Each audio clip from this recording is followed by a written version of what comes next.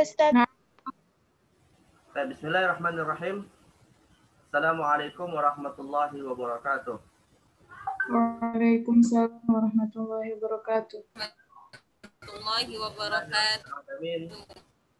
Wabihi nasta'inu ala umuri dunya waddin wassalatu wassalamu ala asyrafil anbiya'i wal mursalin sayyidina wa habibina wa qurrati a'yunina wa maulana Muhammadin wa ala alihi wa sahbihi ajma'in amma ba'd. Alhamdulillah nashkurullah azza wa jalla ala kulli ni'amih haitsu naltaqi marratan ukhra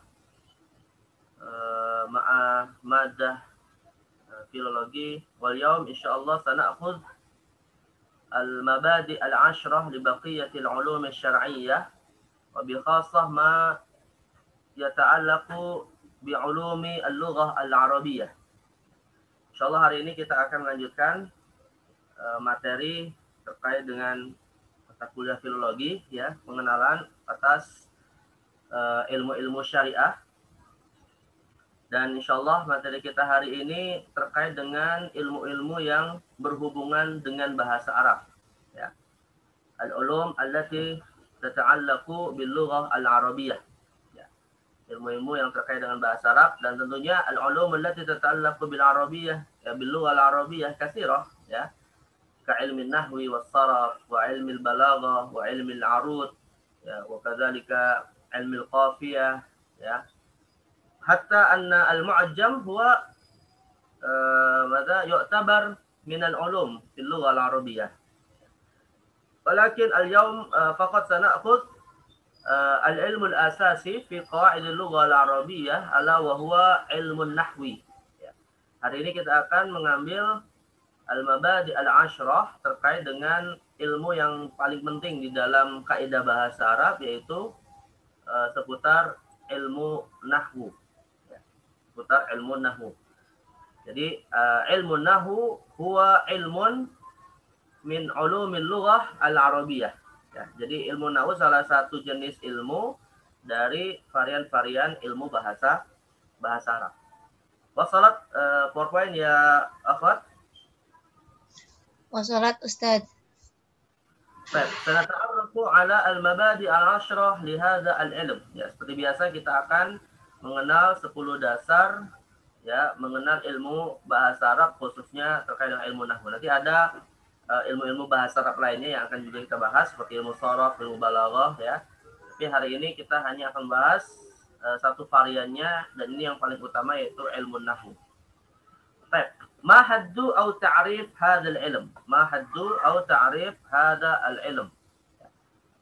Dzakara ba'd ulama al-lughah ya anna li hadzal ilm iddatu ta'arif.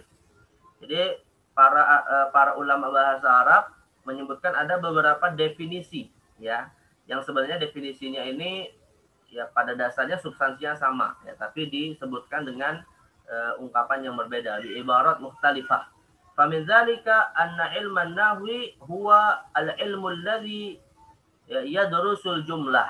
Al-ilmu alladhi yadrusu al-jumlah. Nah, ini definisi ringkasnya ya, bahwa ilmu nahwu itu adalah ilmu yang mempelajari suatu jumlah. Nah, satu jumlah itu kalau dalam bahasa kita adalah satu kalimat ya. Ini sebenarnya mengisyaratkan untuk membedakan dengan ilmu sharaf. Kalau ilmu sharaf itu yadrusul mufradat ya, atau yadrusu istiqaqat al-mufradat ya. Jadi kalau ilmu sharaf itu dia hanya membahas perubahan suatu kata. Nah, tapi kalau ilmu nahwu maka membahas secara umum terkait dengan suatu jumlah. Ya, apakah jumlah fi'liyah atau jumlah ismiyah atau ada syibhul jumlah, ya kan? Karena kalian yang sudah belajar, pasti kalian sudah belajar ya. Ini kita bukan belajar bahasa Arab, tapi kita akan mengenal saja ilmu nahwu dan bahasa Arab. Maka akan ada beberapa contoh dalam kaidah-kaidah bahasa Arab ya, yang mungkin tidak perlu saya jelaskan secara detail. Kalian tinggal murojaah ya. Jadi jumlah itu ada yang fi'liyah, ada ismiyah, bahkan ada syibhul jumlah. Nah, jadi itu yang dibahas secara konstruk dari suatu kalimat. Dalam bahasa kita kalimat gitu ya, tapi dalam bahasa Arab disebut jumlah ya, atau disebut juga dengan jumlah mufidah ya. Nah, jadi ilmu nahwu intinya membahas tentang jumlah ini. Apakah posisinya sebagai fa'il atau maf'ul ya, atau kalau dia syibhul jumlah apakah dia sebagai jar atau majrur. Nah, dan kemudian bagaimana detail-detail posisinya dalam suatu jumlah itu. Waminhu ilmun bi usulin yu'rafu biha ahwal awakhiril kalim i'raban wa binaa.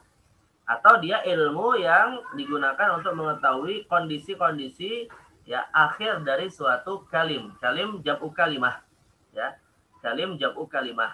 Ya, i'raban wa binaan, dari sisi i'rabnya dan dari sisi binanya. Maknanya bisa jadi dia mu'rab. Mu'rab dalam arti marfu atau mansub atau majrur ya atau majzum. Nah, misalnya seperti fa'il, fa'ilun, misalnya zahaba Muhammadun, ya Muhammadun, kenapa dun? Li'annahu fa'ilun wa alamatu raf'ihi dhammatun zahiratun fi akhirih.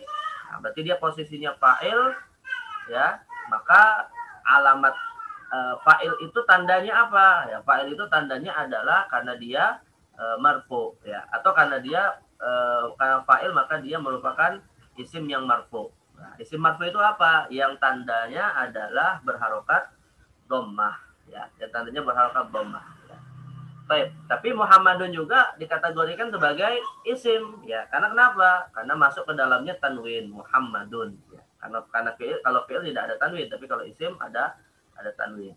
Begitu juga dengan binaan ya. Bina dari sisi dia tidak berubah hurufnya gitu ya, mabni. Misalnya seperti fi'il madhi, daraba Muhammadun, daraba fi'il madhi mabniyun 'alal fathi misalnya.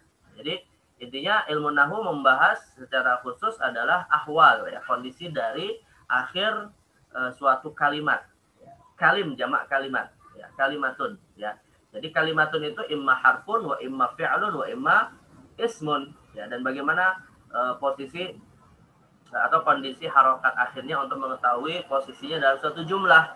Apakah dia sebagai fa'il, apa dia sebagai maf'ul, apa dia sebagai hal, apa dia sebagai tamyiz ya, apa dia sebagai fi'il dan seterusnya. Nah, ini ilmu nahwu bi ta'rifin akhar. Wa minhu ilmun bil ahwali wal ashkal allati biha tadullu alfadul arab 'ala al ma'ani. Ya.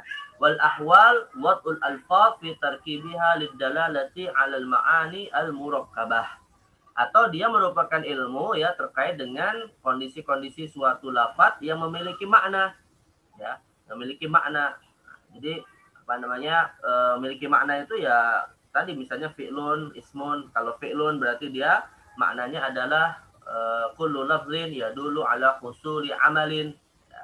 Kalau ismun kullu lafzin yadullu ala musamma ya. Kalau harfun ya kullu lafzin la yadhharu ma'nahu illa ma'a ghairihi. Nah, seperti yang ditarifkan di dalam kitab Nahwul Wadih ya. Nah, jadi dia memiliki makna-makna khusus ya, yang kemudian itu dikaji di dalam makna-makna khusus dalam lafaz bahasa Arab ini dikaji dalam ilmu nahwu. Dan juga kemudian wal ahwal ya, yaitu dengan meletakkan lafaz yang punya makna tadi fi tarkibiha ya lidalalati 'alal ma'anil murakkabah, diletakkan dalam suatu konstruk jumlah ya untuk diketahui makna-makna tersebut. Misalnya fi, ya dia maknanya apa? Sebenarnya sih dalam bahasa Arab ya, kalau kita misalnya ingin menerjemahkan fi, bi, ila itu ya, itu sebenarnya belum memiliki makna khusus.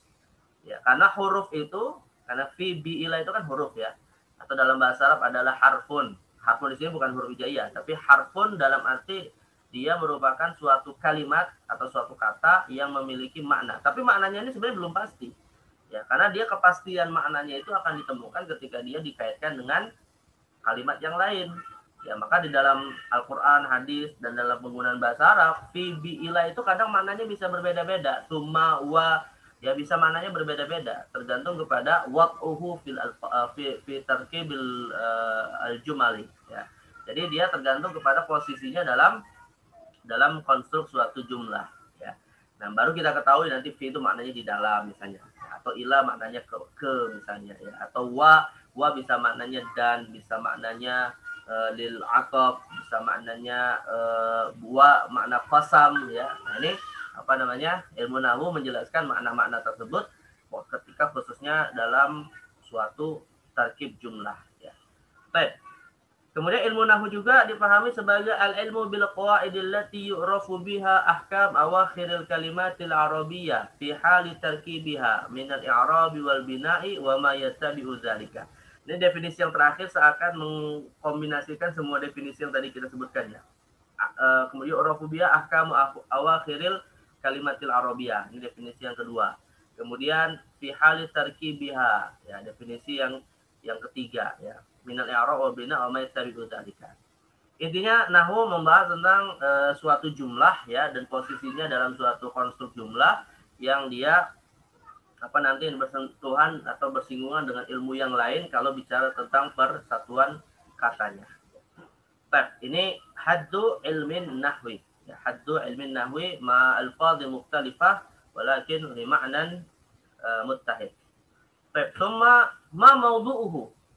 Ma maudhu' hadzal ilm. Apa yang menjadi objek dari ilmu nahwu ini? Al-kalimatul arabiyyah ya min haitsu urudil ahwali laha halat tarkibiha kal i'rabi wal bina. Jadi secara sederhana ya yang menjadi objek kajian ilmu nahwu itu adalah kalimat arabiyyah.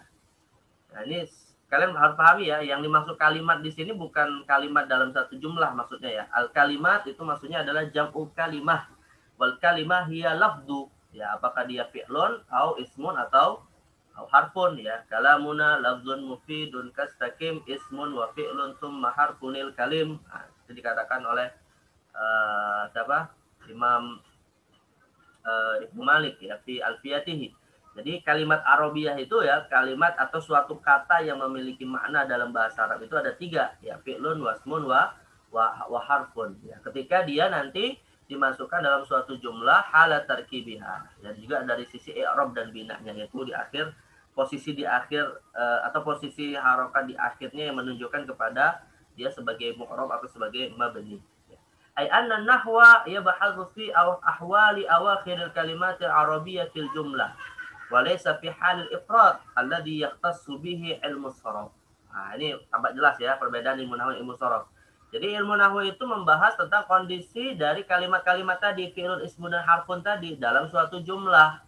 Ya makanya tadi kan didefinisikan ilmu nahwu itu alladzi yadrusul jumlah ya, dalam suatu jumlah. Karena kalau yang dibahas secara khusus adalah ifrad, maka ini sebenarnya secara spesifik kajian ilmu sorof. Misalnya perubahan dari doroba menjadi doribun, menjadi madrubun, ya menjadi dorbun. Nah itu sorof, ya itu ilmu sorof, ya.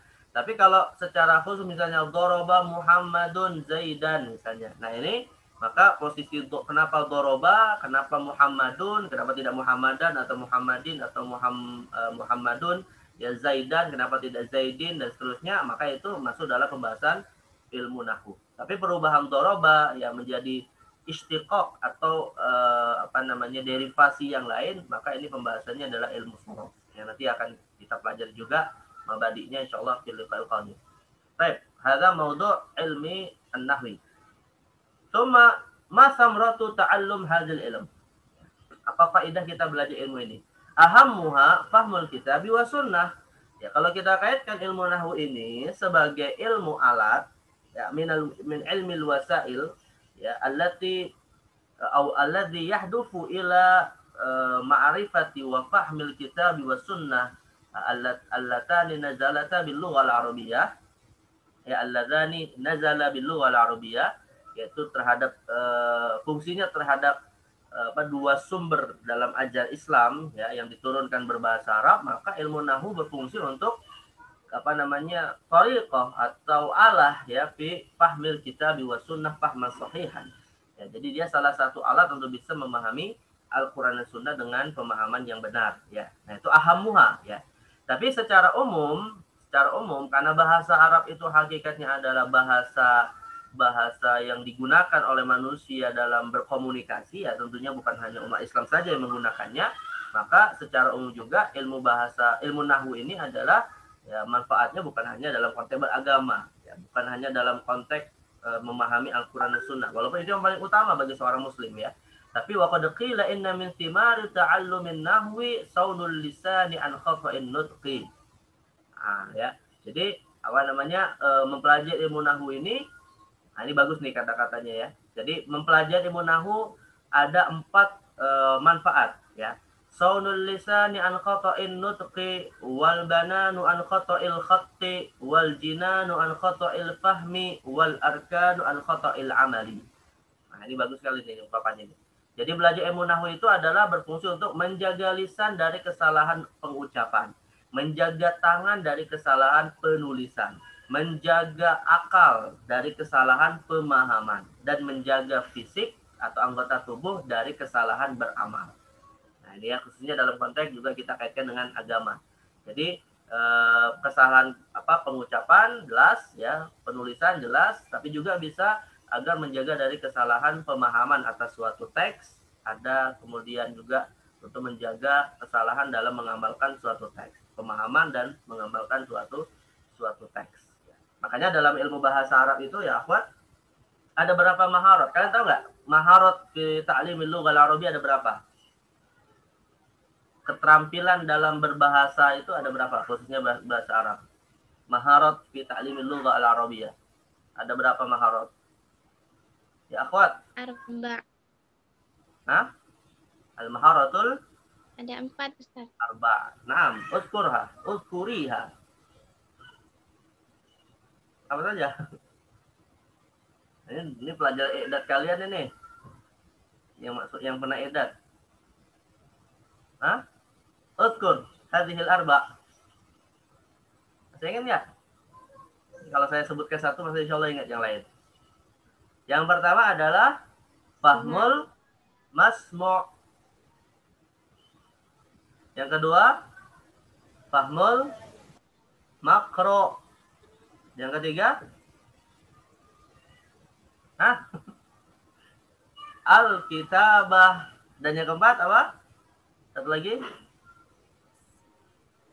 Apa satu lagi? At-ta'bir. Satu lagi apa? At-ta'bir. Jadi maharat fi ta'limil lughah ada 4 ya. Fahmul masmu', memahami apa yang didengar dari bahasa Arab. Fahmul makru, memahami apa yang dibaca dari bahasa Arab. Al-kitabah, bisa menulis dalam bahasa Arab. Nanti ilmunya ada ilmu khat, ilmu imla, dan lain-lain. Kemudian ada ta'bir, ya, conversation, hewar, ya. Bisa berkomunikasi dengan bahasa Arab. Nah, ini jadi 4 keterampilan dalam berbahasa. Ini bukan bahasa Arab saja sebenarnya, ya. Bahasa lain juga begitu, gitu. Tapi difokuskan kalau dalam bahasa Arab ada kajian seperti ini. Nah, tentu dalam bisa benar ya dalam proses memahami apa yang dibaca, memahami apa yang didengar, kemudian menulis ya bahasa dalam insya atau misalnya yang menulis suatu tulisan dalam bahasa Arab, kemudian ta'bir fil lughal arabiyyah ini agar dia sahih ya dalam prosesnya, dalam dalam pemahaman dan juga pengucapan dan penulisan, tentunya harus menggunakan atau harus memahami kaidah-kaidah dalam ilmu nahwu. Biar jangan salah dalam mengucapkan ya. Biar jangan misalnya akalat timsaha samaku. Nah, biar nggak sama seperti itu ya. Jadi apa kalau arti akalat timsaha samaku? Hah? Atau akalat timsaha al-insanu. Apa artinya? Ya, akhwat. Ini Manusia makan buaya. Kenapa? Hah? Atau ayat Al-Qur'an, innama yakhshallahu min ibadihil ulama'a, atau innama yakhshallaha min ibadihil ulama'u. Mana yang benar? Yakhshallaha Ustaz. Yakhshallaha atau yakhshallahu? Yakhshallaha. Nah, jadi jangan salah ya. Dan kita tahu kalau orang bisa bacanya yakhshallahu, ini salah. Salah satunya dengan kita tahu ilmu nahwu ya. Atau misalnya bara'atum minallahi wa rasul, bukan itu.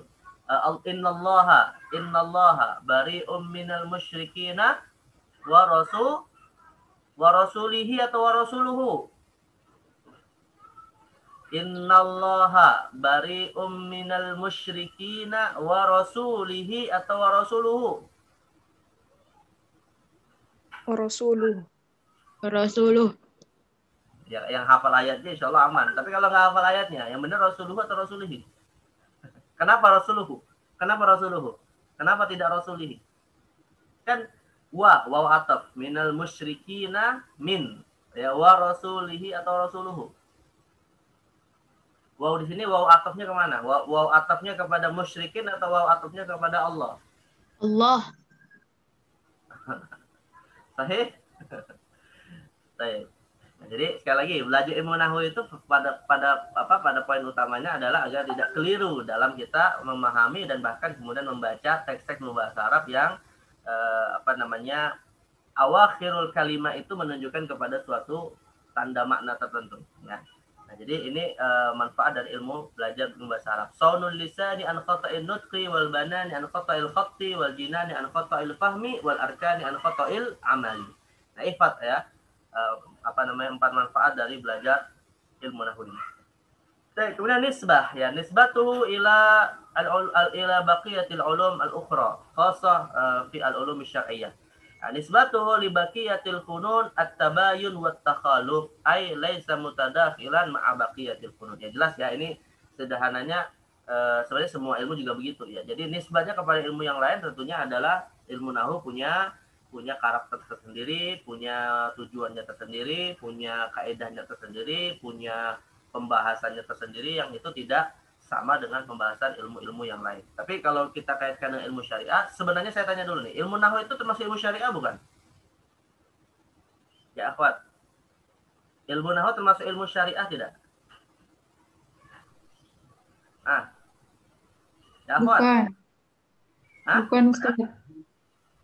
Dia seperti ilmu usul fikih, ilmu ulumul Quran, ulum hadis tidak? Tidak. Tidak. Tidak, Ustaz. Kenapa? Karena dia Tadi kan memahami Al-Quran. Dia ilmu alat. Dia ilmu alat, Ustaz. Usul fikih juga ilmu alat. Ulumul Quran juga ilmu alat. Yang saya tanya itu ilmu syariah bukan? Usul fikih, kalau usul fikih sama fikih itu kan ilmu syariah yang udah ada dalilnya gitu loh, Ustaz. Dalilnya udah ada di Allah. Nah, kalau ilmu nahwu kan juga fungsinya untuk tadi kan kita baca ayat Al-Qur'an, innallaha bari'um minal musyrikin wa rasuluh, itu kan Al-Qur'an. Berarti ada kaitannya dengan Al-Qur'an dong.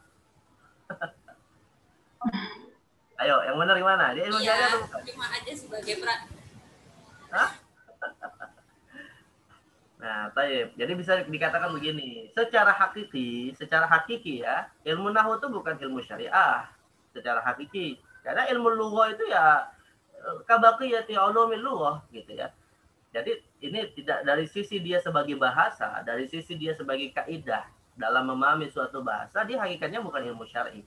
Tetapi dia memiliki kekhasan dan memiliki hubungan ya dengan ilmu syar'i secara khusus karena ilmu nahwu ini ya berfungsi untuk bisa memahami Al-Qur'an dan Sunnah secara khusus yang juga turun dengan bilisanin arabiyyin mubin ya. Maka dia ini termasuk ulum syar'i secara majazi namanya.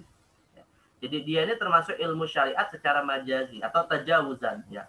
Artinya karena ilmu ini merupakan ilmu yang memang difungsikan untuk bisa memahami Al-Qur'an Sunnah. Dan bahkan munculnya ilmu nahwu, nanti akan kita bicarakan terkait dengan siapa penyusunnya ya. Munculnya ilmu nahwu itu pun pada dasarnya ya setelah turunnya Al-Qur'an dan Sunnah.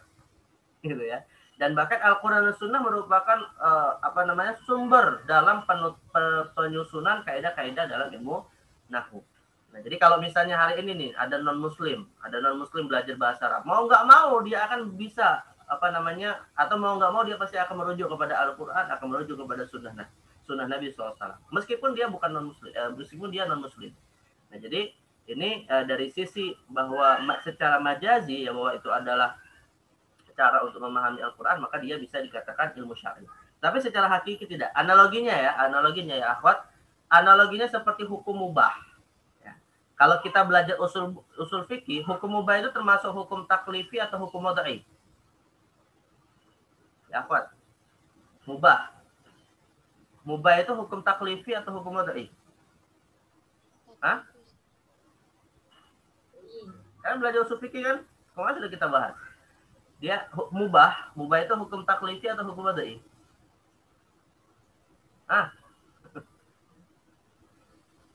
Ya akhwat, Tabi'i. Naam Ustaz. wadai apa taklifi? Dia termasuk bagian dari hukum haram, wajib, sunnah, makruh, atau dia termasuk bagian dari hukum syarat, mani', as-sihhatu wal butlan, al-azimah wa rukhsah. Kelompok yang mana?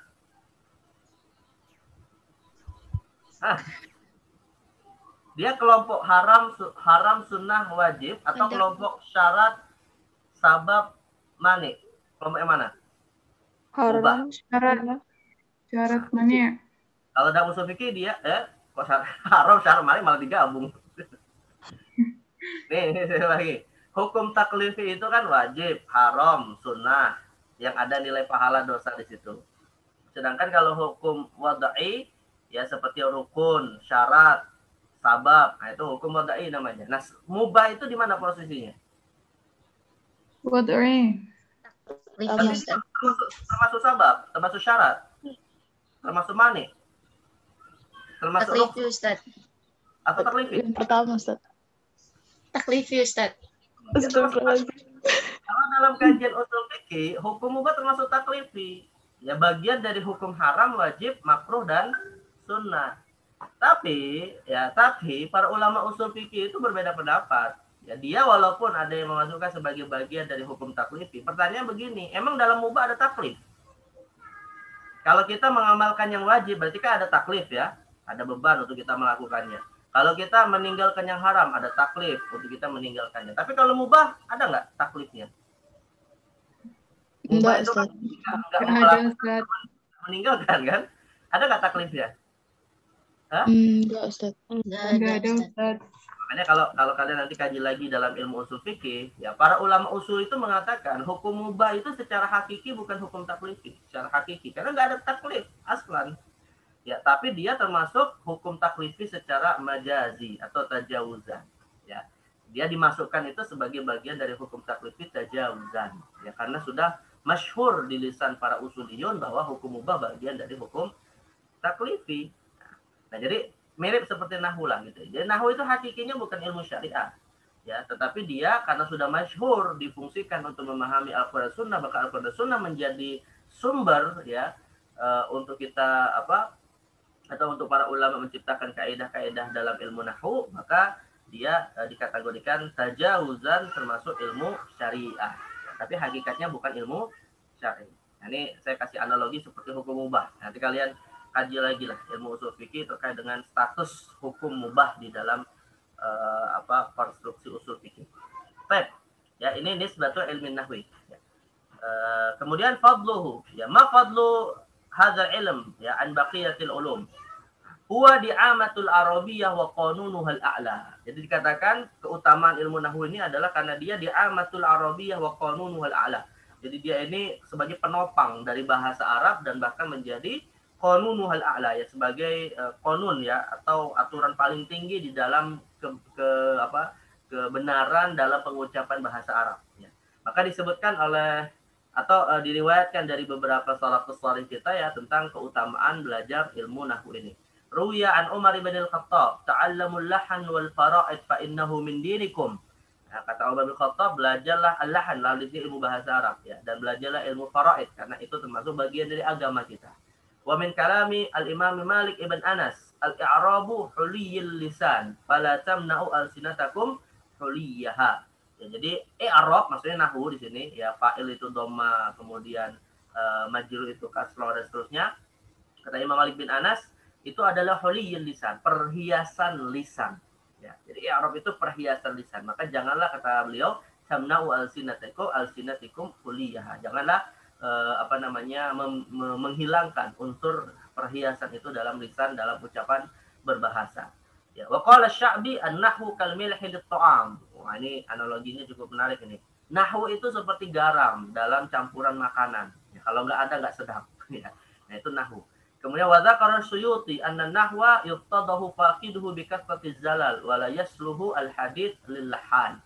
Jadi Imam Suyuti mengatakan bahwa ilmu nahwu itu ya akan membongkar ya kesalahan-kesalahan orang yang tidak memiliki ilmu nahwu. Jadi dengan ilmu nahwu kita akan tahu orang itu banyak salah dalam ucapannya.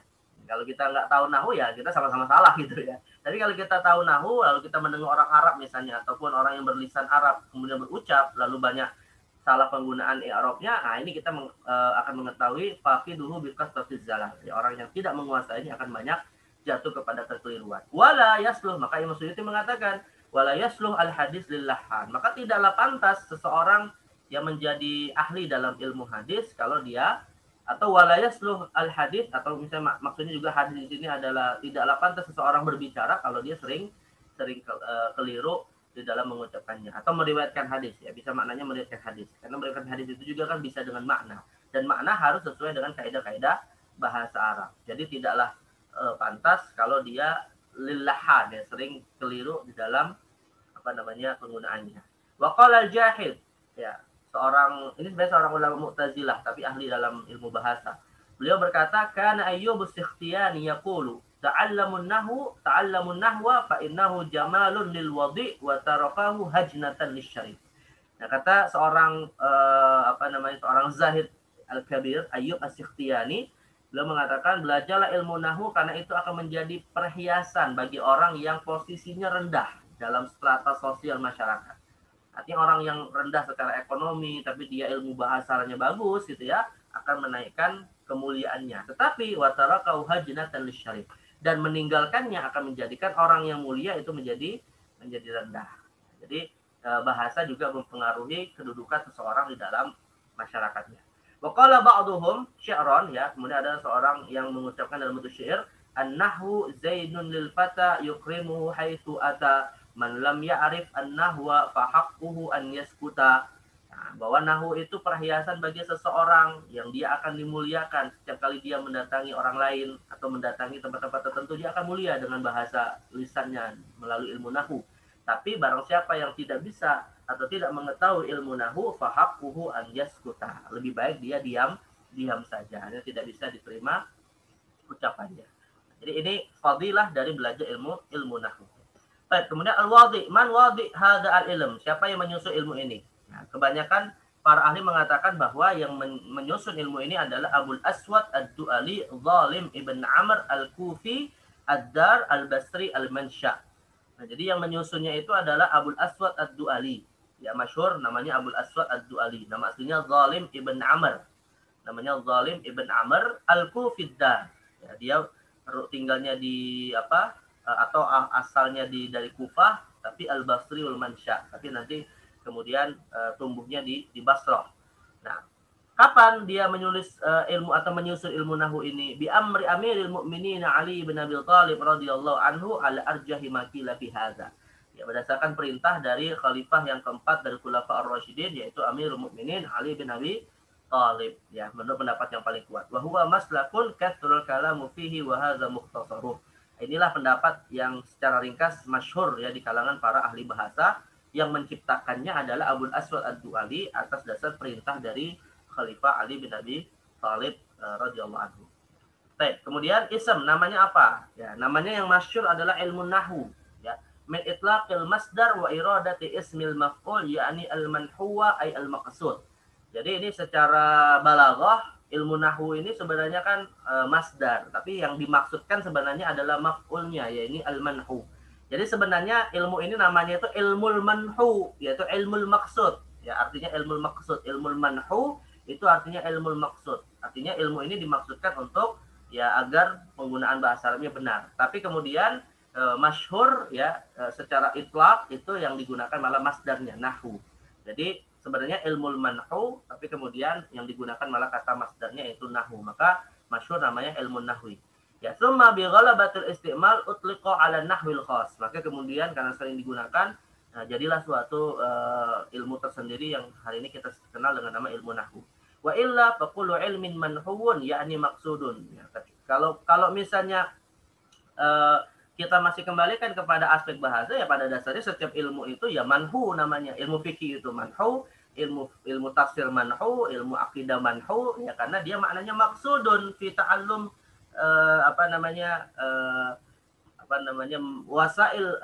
masail wa mawdu'at hadzal ilm, ya kama summiya al-fiqhu fiqhan, ya sebagaimana ilmu fikih disebut fikih karena dalam rangka untuk fiqhan terhadap suatu hukum syariat.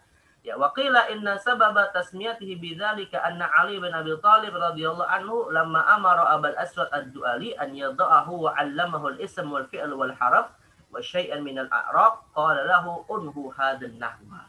Unhu hadan nahwa. Ada juga yang mengatakan bahwa istilah ilmu nahwu ini menjadi populer, menjadi suatu ilmu tersendiri atas dasar perkataan dari Khalifah Ali bin Abi Thalib. Ya, ketika memerintahkan Abul Aswad ad-Du'ali untuk menyusun ya, isim, fi'il, haraf, dan menyusun kaidah-kaidah dalam bahasa Arab dengan mengatakan unhu hadzan nahwa. Ya. Unhu hadzan nahwa. Maka kemudian masyhurlah menjadi ilmu nahwu. Ya. Baik, kemudian istimdad. Apa sumber dari ilmu nahwu ini? Ya. Mustamiddun minal kitabi was sunnati wa kalami fasihil Arab. Jadi ilmu nahwu itu disusun berdasarkan Al-Qur'an, sunnah, dan ungkapan-ungkapan orang-orang Arab yang fasih, ya, khususnya dari kalangan syu'ara, ya. Amal kita famuttafaqun alaihi annahu yuhtajju bihi fi itsbatil qawaid an-nahwiyah. Adapun Al-Qur'an maka disepakati oleh para ulama bahasa maksudnya bahwa itu merupakan sumber dalam menetapkan kaidah nahwu. Jadi misalnya begini ya, akhwat. Kalau kalian misalnya ditanya ya, ini kalau dulu saya pas di Libya itu belajar satu kitab namanya Awdahul Masalik. Ya, fi syarhi Alfiyati Ibni Malik. Itu salah satu soalnya itu dalam ujian nahwu itu adalah uzkur syahidan ala hadhil qaidah. Ya, sebutkan dalil atas kaidah ini. Kenapa kok yang namanya fa'il itu marfu? Ya, wa alamatu raf'ihi dhammah. Coba saya tanya ya, akhwat. Kenapa fa'il itu marfu wa alamatu raf'ihi dhammah? Apa dalilnya? Dalil bahwa yang namanya fa'il itu marfu. Dari Al-Qur'an apa dalilnya? Ya, akhwat. Apa dalil bahwa fa'il itu marfu wa alamatu raf'ihi dhammah dalam Al-Qur'an? Dalilnya apa? Ada enggak? Ya, akhwat. Aina antun? Enggak tahu, Ustaz. Ustaz. Oh, enggak tahu. Banyak sekali. Wa id qala rabbuka. Kenapa rabbuka? Kenapa tidak rabbaka rabbika? Fa'il. Karena Allah berfirman qala rabbuka. Itu dasar bahwa fa'il itu marfu. Tahu nggak maksud saya? Hah? Paham nggak maksud saya? Jadi Al-Qur'an itu dalil dalam ilmu nahwu. Maksudnya dalil itu apa? Karena Allah berfirman qala rabbuka. Karena rabbun itu setelah qala, dan rabbun fa'il bukan? Rabbuka, fa'il bukan? Fa'il. Karena satu fa'il ya. Lalu ketika kita dapati dia fa'il yang datang dari riwayat Nabi, rabbuka, rabbika atau rabbaka? Rabbuka. Berarti fa'il itu alamatnya dhammah atau fathah atau kasrah? Dhammah. Ya udah, itulah yang dimaksud dengan Al-Qur'an sebagai dalil gitu. Nah, itu yang maksudnya Al-Qur'an sebagai dalil gitu ya. Jadi Al-Qur'an itu sebagai dalil karena kita temukan fa'il dari kata kerja dalam Al-Qur'an rata-rata dhammah, bukan rata-rata, semuanya dhammah alamat rafinya gitu. Ya, apalagi misalnya Zalikal kitabu la raiba fi. Zalika al-kitabu la raiba fi. Hudal lil muttaqin. Al-kitabu. Kenapa al-kitabu? Nanti kalian belajar itu posisi sebagai sebagai mubtada misalnya ya, atau sebagai khobar dan seterusnya. Nah, itu jadi karena ditemukan di dalam Al-Qur'an mubtada itu marfu, khobar itu marfu, fa'il itu marfu, maf'ul itu mansub. Nah, itu menjadi dalil bahwa ya Al-Qur'an ini nanti menjadi sumber dalam penetapan kaidah-kaidah fikih, kaidah-kaidah ilmu nahwu ya. Baik, wa amma sunnah faqad naza'a ba'dun nuhah fil mas'alatil ihtijaji bil hadits ma baina mani'in wa mubih. Adapun kalau untuk sunnah Nabi, maka di sini diperselisihkan apakah bisa dijadikan sebagai dasar dalam penetapan kaidah nahwu ya. Wal asa al ihtijaj. Adapun pendapat yang paling benar adalah al ihtijaj. Hadis Nabi bisa dijadikan sebagai dasar nahwu. Id annahu law jaza riwayah bil ma'na min as-sahabati wat tabi'in jazal ihtijaj. Ya, karena kalau boleh kita meriwayatkan secara makna dari sahabat dan tabi'in, ya apalagi terhadap hadis Nabi SAW. Ya, walidzalika yansul katsirun minan nahwiyyin ka Ibnu Malik wa Ibnu Hisham rahimahumullah hadzal qaul. Dan karenanya banyak ulama nahwu seperti Ibnu Malik, Ibnu Hisham ya, yang menjadikan atau yang mengambil pendapat bahwa sunnah itu bisa menjadi sumber dalam ilmu nahwu ya. Wa yuftiruna minal istishhadi bil Qur'ani was sunnati fi kutubihim. Dan banyak mereka mengambil ayat Al-Qur'an dan hadis Nabi SAW ketika mengatakan kaidah misalnya fa'il marfu berdasarkan ayat ini ya, maf'ul mansub berdasarkan hadis ini ya, majrur isim majrur ya karena berdasarkan kaidah ini atau berdasarkan ayat atau hadis ini. Nah itu jadi dia dijadikan istishhad ya atau dijadikan dalil. Istishhad itu artinya dalil itu dalam untuk menetapkan kaidah-kaidah ilmu nahwu. Ya. Baik. Kemudian hukum syari ya, hukum mempelajari ilmu nahwu itu apa? Huwa min furudil kifayat wa hunaka man yara annahu wajibun id ma la yatimul wajibu illa bihi fa huwa wajib wal wasailu laha ahkamul maqasidi kama annahu yajibu idza lam tatahaqqaq al-kifayah biwahidin muayyanin. Jadi ilmu nahwu ini dipelajari hukumnya ya sama seperti ilmu usul fikih, ilmu hadis, ilmu Al-Qur'an yang dia hukumnya adalah fardu kifayah. Ya tidak wajib dipelajari setiap individu muslim, tetapi harus ada yang mempelajarinya untuk menggugurkan kewajiban bagi yang lain. Dan yang terakhir naktafiuna al-masail. Ma masailu hadza ilm? Ya ini ay qawaiduhu allati yabhathu fiha nahu al-fa'ilu marfu wal mudhaf bihasabi ma qablahu wal mudhaf ilaihi daiman yakunu majruran. Ini contoh-contoh ya bahwa ilmu nahwu itu masailnya adalah ya kaidah-kaidah yang kita pelajari dalam ilmu nahwu bahwa fa'il itu marfu, kemudian mudhaf itu tergantung kepada apa yang menjadi amil sebelumnya ya. Fi madrasatil masjidi. Ya, bisa fi madrasati al masjidi, madrasati atau bisa ro'a itu madrasata al masjidi ya. Bisa ro'a itu madrasata ro'a marartu bi ya, atau apa namanya bisa marfu tergantung kepada amil sebelumnya. Tapi wal mudhaf ilaihi daiman yakunu majruran. Adapun mudhaf ilaihi maka selalu dia hukumnya adalah majrur ya. Madrasatul masjidi ya, bisa masjidu masjida harus dia majrur ya. Begitu juga dengan al-hal daiman mansubah ya. Hal daiman mansubah ya, misalnya marartu bi ra'aitu Muhammadan jalisan misalnya. Nah, itu jadi dia daiman mansubah. At-tabiz taratan yakunu mansub wa taratan yakunu majruran ila akhirih. Jadi ini semuanya adalah masail dari ilmu nahwu ya, khususnya dalam masalah i'rab dan bina. Jadi kalau kalian belajar ilmu nahwu ya akhwat, kalau kalian belajar ilmu nahwu itu sederhananya kalian cuma tahu mu'raf itu 4 alamat, mabni itu 4 alamat. Ya kalau mu'raf wa alamatu raf'ihi dhammah wa alamatu jarrihi kasrah wa alamatu jazmihi sukun wa alamatu nasbihi fathah. Kalau mabni 'alal fathi, mabni 'alal kasri, mabni 'alal sukuni, mabni 'ala dhammi. Nah itu cuman ini aja ya. Jadi ilmu nahwu itu sebenarnya 8 alamat ini tadi. Ada 4 alamatul bina, 4 alamatul i'rab. Nah, lalu diterapkan di dalam jumlah-jumlah tertentu. Nah, itulah ilmu nahwu. Jadi yang paling penting ilmu nahwu itu sebenarnya adalah al-mabni wal mu'rab ini. Baik, fahadil qawaid wasala ilaiha an-nuha bi tatabbu'il juz'iyyat, ay ma yusammunahu al-istiqra' al-kulli at-tam awil juz'i. Qala sahibul sulam al-murawnak atau al-munawrak wa inna bi juz'iyyin ala kulliyyin mustudil fadza bil istiqra' indahum ukil. Artinya gini, metode kenapa kok kaidah-kaidahnya seperti itu? Karena ini berangkat dari metode istiqra'. Ya, istiqra' itu pembacaan terhadap beragam kondisi penggunaan lisan Arab ataupun apa yang disebutkan dalam Al-Quran dan Sunnah hingga kemudian disusun menjadi kaidah-kaidah yang disebut dengan istiqra'. Istiqra' itu penelitian atas fenomena-fenomena yang ada di dalam suatu objek kajian. Itu namanya disebut dengan istiqra' ya. Baik. Rubbama naktafiuna ya talibat ya, kita cukupkan dengan al-mabadi al-ashrah min ilmi an-nahwi. Tapi qabla an naktatima hal lakunna soal. Ini momen lagi kalian sudah kuliah yang lain. Ada pertanyaan atau kita cukupkan? Naktafi ya akhwat? Apa soal? Naktafi Ustaz. Baik, idzan ittafaina ila hadzal qadar ya. ونختتم بكفارة المجلس. سبحانك اللهم وبحمدك أشهد أن لا إله إلا أنت أستغفرك وأتوب إليك. Baik, aku lupa lihat. Astagfirullahaladzim wa lakum. Assalamualaikum warahmatullahi wabarakatuh. Waalaikumsalam. Warahmatullahi wabarakatuh. Jazakallahu khairan Ustaz.